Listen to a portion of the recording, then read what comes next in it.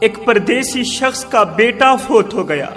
آئے دوسرے ملک میں کڑکتی دھوپ میں تتی ریت پہ کھڑے ہو کر دن رات ایک کر کے محنت مزدوری کرتا رہا کہ مجھے کچھ ملے نہ ملے، میرے بیٹے کو روٹی کا ٹکڑا مل جائے، میرے بیٹے کا پیٹ بھر جائے. ہائے اللہ، ایک دن اچانک باپ کو ایک کم بخت کال آئی، اچانک کال آئی جس میں بتایا گیا کہ جس بیٹے کے پیٹ کے لیے تو وطن چھوڑ کر گیا تھا وہ بیٹا تجھے چھوڑ کے ہمیشہ کے لیے اس دنیا فانی سے رخصت ہو گیا. جس بیٹے کے پیٹ کے لیے تو وطن چھوڑ کر گیا تھا وہ بیٹا تجھے چھوڑ کر اللہ کے پاس چلا گیا.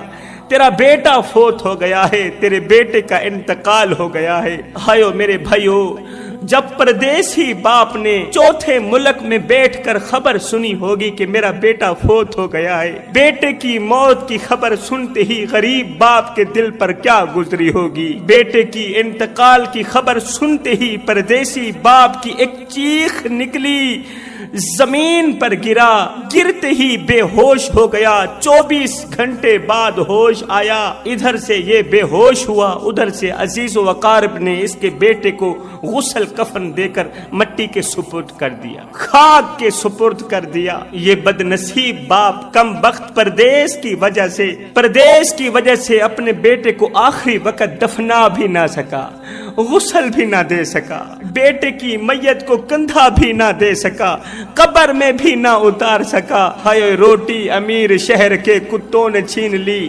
فاقہ غریب شہر کے بچوں میں بٹ گیا. چہرہ بتا رہا تھا کہ اسے مارا ہے بھوک نے، حاکم نے یہ لکھا کہ یہ کچھ کھا کے مر گیا. یہ بد نصیب باپ کم بخت پردیس کی وجہ سے، غربت کی وجہ سے آخری وقت اپنے بیٹے کو اپنے ہاتھوں سے دفنا بھی نہ سکا، غسل بھی نہ دے سکا، کفن بھی نہ دے سکا. 3 دن کے بعد جب یہ پردیسی باپ اپنے ملک آیا، واپس آیا تو سیدھا بیٹے کی قبر پر گیا. قبر کے سرہانے بیٹھ کر آنکھوں سے آنسو پوچھتے ہوئے درد بھری آواز میں، درد بھرے لہجے میں کہا، او میرے بیٹے، جب تو پیدا ہوا تھا میں نے اپنی ذات کے لیے جینا چھوڑ دیا. میرے بیٹے، جب تو گود میں تھا میں اس وقت بھی تیرے لیے پریشان تھا اور میں آج بھی تیرے لیے پریشان ہوں. جب تجھے بخار آتا تھا میں پوری رات تیرے سرہانے بیٹھ کے گزار دیتا تھا کہ کہیں میرے بیٹے کو کچھ ہو نہ جائے. ہائے تیرے پیٹ کی خاطر میں نے پردیس کی طرف رخ کیا، ان راہوں کا مسافر بنا جہاں جھاڑیوں اور کانٹوں کے سوا کچھ نہیں تھا، جہاں اللہ کی ذات کے سوا کوئی میرے درد سننے والا نہیں تھا، کوئی میرے دکھڑے سننے والا نہیں تھا. میرے سینے پر دکھوں کا بوجھ رہتا تھا، غموں کا بوجھ رہتا تھا، مگر اس بوجھ کو ہلکا کرنے کے لیے کوئی غمخوار نہیں ملتا تھا. آئے نہ ہم رہے دل لگانے کے قابل، نہ دل رہا غم اٹھانے کے قابل.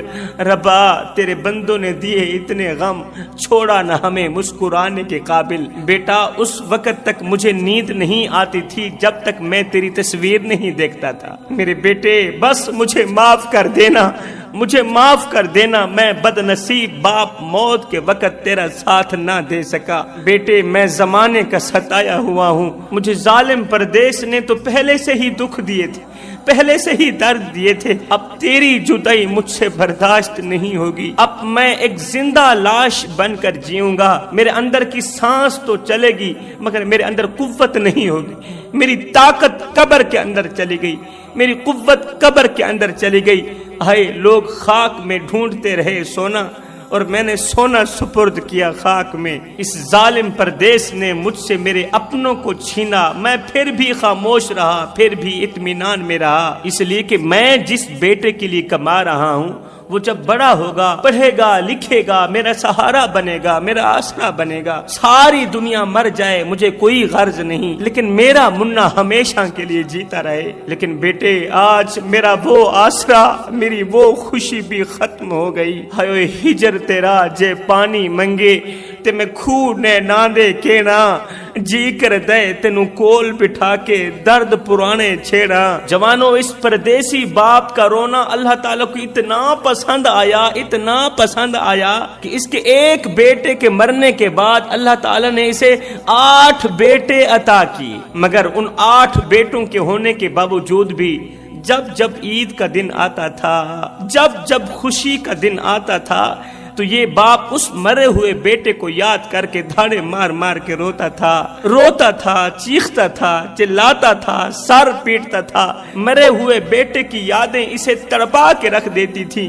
آیو عیداں تے شبراتاں آیا تے لوکی کرا نو آئے، او نہیں آئے محمد بخشا جڑے آپ ہاتھیں دفنائے۔ خدارا جوانوں، میں آپ لوگوں سے چھوٹی سی خیرات مانگنا چاہتا ہوں۔ وہ خیرات پیسوں کی نہیں ہے، وہ خیرات دولت کی نہیں ہے، وہ خیرات یہ ہے کہ زمین سے لے کر آسمان تک گناہ کرو، میرا اللہ تمہیں معاف کر دے گا۔ درختوں کے پتوں کے برابر گناہ کرو، ریت کے ذروں کے برابر گناہ کرو، آسمان کے تاروں کے برابر گناہ کرو، میرا اللہ تمہیں معاف کر دے گا، کیونکہ میرے محمد کا رب ہے ہی معاف کرنے والا۔ معاف کرنا اس کی صفت کریمی ہے۔ میں کہتا ہوں سب کچھ کرنا اللہ معاف کر دے گا، مگر کبھی بھی اپنے بوڑھے باپ کی آنکھوں سے آنسو مت نکالنا، اپنی بوڑھی ماں کی آنکھوں سے آنسو مت نکالنا، بوڑھے باپ کو دکھ مت دینا، بوڑھے باپ کو درد مت دینا، بوڑھے باپ کو رونے مت دینا۔ اگر وہ اللہ کے سامنے تمہارا نام لے کر رو پڑا تو یاد رکھنا تمہارے لیے بہت بڑا مسئلہ بن جائے گا، تم بہت بڑی بلا کے منہ میں آ جاؤ گے، تم بہت بڑی مصیبت کے منہ میں آ جاؤ گے، کیونکہ جس گھر میں بوڑھا باپ تنہائیوں میں بیٹھ کے روتا ہو، بوڑھی ماں نافرمان اولاد کی وجہ سے آنکھوں سے آنسو بہاتی ہو، اس گھر میں رحمت کے فرشتے نہیں آتے۔ جس گھر میں رہنے والے بوڑھے ماں باپ کی چیخیں فرشتے سنتے ہوں، رحمت کے فرشتے اس گھر سے روٹھ جاتے ہیں۔ جس گھر میں ماں باپ کے ساتھ نوکروں کا سا سلوک کیا جاتا ہو، جس گھر میں بوڑھے باپ کو نوکر سمجھ کر رکھا جاتا ہو، بھلا وہ گھر بھی جنت کا ٹکڑا بن سکتا ہے؟ آج بوڑھے باپ کے کان بیٹے کی آواز سننے کے لیے ترس رہے ہیں، آنکھیں بیٹے کو دیکھنے کے لیے ترس رہی ہیں۔ بیٹا یورپ میں بیٹھا ہے، امریکہ میں بیٹھا ہے، سعودیہ میں بیٹھا ہے، دبئی میں بیٹھا ہے، وہ اپنی فیملی سے تو بات کرتا ہے، اپنی فیملی سے حال چال پوچھتا ہے، مگر نہیں پوچھتا تو اپنے بوڑھے باپ سے حال چال نہیں پوچھتا، بوڑھی ماں سے حال چال پوچھنا گوارا نہیں کرتا۔ ہائے لیکھاں وچ وچھوڑے رہ گئے، رو رو اتھروں تھوڑے رہ گئے، کسے بھی میرا حال نہ پوچھیا، ہاتھ بھی میرے جوڑے رہ گئے، پتر ہن تے آ جا، ہن گل چلا، کیونکہ زندگی دے دن تھوڑے رہ گئے۔ باپ ساری زندگی کہتا رہا بیٹا آ جاؤ، اپنا مکھڑا تو دکھا جاؤ، بیٹا آ جاؤ، تیری شکل دیکھنے کے لیے، تیری تصویر دیکھنے کے لیے میری آنکھیں ترس رہی ہیں، مگر نادان بیٹے نے باپ کی ایک بھی نہ سنی۔ بیٹے کو یاد کرتا کرتا باپ مر گیا، مگر مرنے سے پہلے سونے کی تختی پہ لکھنے والا ایک جملہ دے کر گیا تھا۔ باپ نے کہا او میرے بیٹے، جب میں مر جاؤں تو جب میری قبر پر آنا تو مسکراتے ہوئے آنا، روتے ہوئے مت آنا، مسکراتے ہوئے آنا، روتے ہوئے مت آنا، کیونکہ اس وقت تیرے آنسو صاف کرنے کے لیے میرے پاس ہاتھ نہیں ہوگی۔ وہ ایک بوڑھا شخص تھا، اس کا موبائل خراب ہو گیا۔ یہ بوڑھا شخص اپنا موبائل لے کر موبائل بنانے والے کی دکان پر گیا، جا کر کہتا ہے بیٹا میرا موبائل خراب ہو گیا ہے، اسے تو ٹھیک کر دو۔ موبائل بنانے والے نے بابا جی کا موبائل چیک کیا، خوب دیکھا، غور کیا، موبائل ٹھیک تھا۔ کہا بابا تیرا موبائل تو ٹھیک ہے؟ کہا نہیں بیٹے میرا موبائل خراب ہو گیا ہے، اسے چیک کرو، صحیح کر کے دو۔ موبائل بنانے والے نے دوسری مرتبہ چیک کیا، غور کیا، موبائل ٹھیک تھا۔ کہا بابا تیرا موبائل تو ٹھیک ہے۔ جب چوتھی مرتبہ چیک کرنے کے بعد موبائل بنانے والے نے کہا نا بابا تیرا موبائل تو ٹھیک ہے، تیرا موبائل تو ٹھیک ہے، یہ سنتے ہی بابا جی کی چیخ نکل گئی۔ بابا جی رو کر کہنے لگے بیٹے ایک بات تو بتا، اگر میرا موبائل ٹھیک ہے تو پھر بتا میرے بیٹے کی کال کیوں نہیں آتی؟ 2 سال کا عرصہ گزر گیا، میں موبائل کو کانوں پر لگا کر رکھتا ہوں کہ کبھی تو میرے بیٹے کی کال آ جائے گی۔ میرے کان بیٹے کی آواز سننے کے لیے ترس رہے ہیں، میری آنکھیں بیٹے کو دیکھنے کے لیے ترس رہی ہیں۔ لے او یار حوالے رب دے تے میلے 4 دناں دے، اس دن عید مبارک ہو سی جس دن پھر ملیں گے۔ حضرت سیدنا علی المرتضیٰ شیر خدا نے فرمایا تھا، زندگی میں اگر فرصت ملے، زندگی میں کبھی فرصت ملے تو اپنے بوڑھے والدین کے ساتھ بیٹھ جایا کرو، ان کی دکھ سن لیا کرو، ان کے درد سن لیا کرو، ان سے ان کا حال چال پوچھ لیا کرو، اس لیے کہ بوڑھے والدین کے ساتھ گزرا ہوا وقت قیامت کے دن تمہاری بخشش کا ذریعہ بنے گا۔ روندی رہی انسانیت، انسان کھلدا رہ گیا، آدمی دی سوچتے حیوان کھلدا رہ گیا۔ میں کلوتا ودھ گیا ہے تیرا بندہ اے خدا، کر کے منہ آسمان دوں شیطان کھلدا رہ گیا۔ میڈا مانا چھوڑ کے مانی دا مانا کڈ گدس، اج دے ملا دے اتے قرآن کھلدا رہ گیا۔ لا الہ دا لیندے لیبل جرم دی بندوق تے، اے جے دہشت گرد تے ایمان کھلدا رہ گیا۔ با عمل کئی دوزخی تے بے عمل جنت گیا، نیتا شاکر دیکھ کے دربان کھلدا رہ گیا۔ ایک بوڑھی اماں مولوی صاحب کے پاس گئی، مسجد کے دروازے پہ کھڑی ہو کر آواز دیتی ہے، مولوی صاحب دعا کرو، کوئی تعویذ دو، مجھے 3 جملے بھول جائیں۔ یہ 3 جملے مجھے دن رات تڑپاتے رہتے ہیں، درد دیتے ہیں، دکھ دیتے ہیں، ان 3 جملوں نے تو میرا جینا حرام کر دیا ہے۔ مولوی صاحب نے کہا، اماں بتا تو صحیح وہ کون سے کم بخت 3 جملے ہیں جنہوں نے تجھے اس قدر پریشان کر رکھا ہے؟ ماں نے روتے ہوئے کہا، مولوی صاحب کیا بتاؤں، وہ 3 جملے کسی اور کے نہیں، وہ 3 جملے میری اولاد کے ہیں۔ میری اولاد نے میرے سامنے 3 جملے بولے، بس وہ جملے بھولنے کو نہیں آ رہے، وہ ذہن سے نہیں اتر رہے۔ وہ 3 جملے مجھے دن رات رلاتے رہتے ہیں، وہ جملے مجھے سونے نہیں دیتے، مجھے سکون کی سانس نہیں لینے دیتے، ہر وقت مجھے اندر سے تڑپاتے رہتے ہیں۔ مولوی صاحب نے کہا، اماں اولاد کے جملے ہیں، معاف کر دو نا۔ ماں نے رو کر آنکھوں سے آنسو پوچھتے ہوئے کہا، مولوی صاحب 1 بار نہیں 1000 مرتبہ معاف کر چکی ہوں، مگر کیا کروں، دل و دماغ سے نہیں اتر رہے۔ مولوی صاحب نے کہا، ماں کا دل تو نازک ہوتا ہے، ماں کا دل تو موم ہوتا ہے، چلو بتاؤ تو صحیح وہ کون سے 3 جملے ہیں؟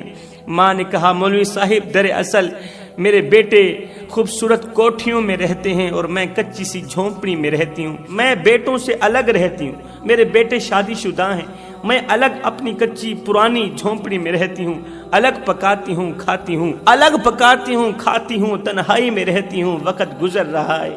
لیکن ہوا کچھ یوں، ایک دن مجھے بخار ہو گیا، بخار کی وجہ سے پورا دن میں تڑپتی رہی، بخار کی وجہ سے پوری رات تڑپتی رہی، روتی رہی، میرے بازو میں درد تھا، مجھ میں ہمت نہیں تھی اٹھنے کی، لیکن میرے من نے مجھے کہا کہ تیری اولاد زندہ ہے، اماں یہاں سے اٹھ، اولاد کے دروازے پر چلی جا، وہاں سے جا کر 2-4 پیسے مانگ، ڈاکٹر کے پاس جا کر کوئی دوائی لے لے، کوئی میڈیسن لے لے تاکہ اللہ تعالیٰ تجھے شفا دے، اولاد سے پیسے مانگ کر حکیم کے پاس چلی جا۔ میرے من نے مجھے کہا ہی تھا، اس سوچ کی بنیاد پر کہ اولاد کے دروازے پر جاتی ہوں، جا کر 2-4 پیسے مانگتی ہوں۔ ہائے مجھے بخار تھا، میرا جسم کانپ رہا تھا، تھرا رہا تھا، باہر برف باری ہو رہی تھی، سخت سردی تھی، جاڑا تھا، میں کانپتے ہوئے بستر سے نکلی، کہاں جا رہی ہوں؟ اولاد کے دروازے پر جا رہی ہوں، گرتی ہوئی سنبھلتی ہوئی، اٹھتی ہوئی بیٹھتی ہوئی میں بڑے بیٹے کے دروازے پر پہنچی، دستک دی، بیٹا باہر نکلا، اماں خیر تو ہے، رات کے دوسرے پہر کیسے آنا ہوا؟ میں نے کہا، بیٹے مجھے کچھ پیسے چاہیے، مجھے پیسوں کی ضرورت۔ بیٹے نے کہا، اماں تجھے پیسوں کی کون سی ضرورت آن پڑی، بس روٹی مل رہی ہے، وقت گزر رہا ہے، اور ویسے بھی اماں تو جانتی ہے پچھلے دنوں میری بیوی بیمار ہوئی تھی، میں نے لاکھوں کروڑوں روپے بیوی پر لگا دیے، میرے پاس تو 1 روپیہ بھی نہیں۔ ہائے بڑے بیٹے کے دروازے سے خالی ہاتھ واپس لوٹی۔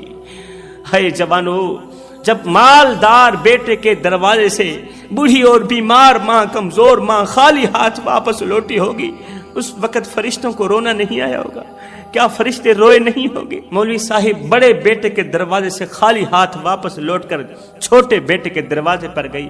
رات کے دوسرے پہر جا کر میں نے دستک دی، دروازہ کھولا، بیٹا باہر نکلا۔ اماں خیر تو ہے، رات کے دوسرے پہر کیسے آنا ہوا؟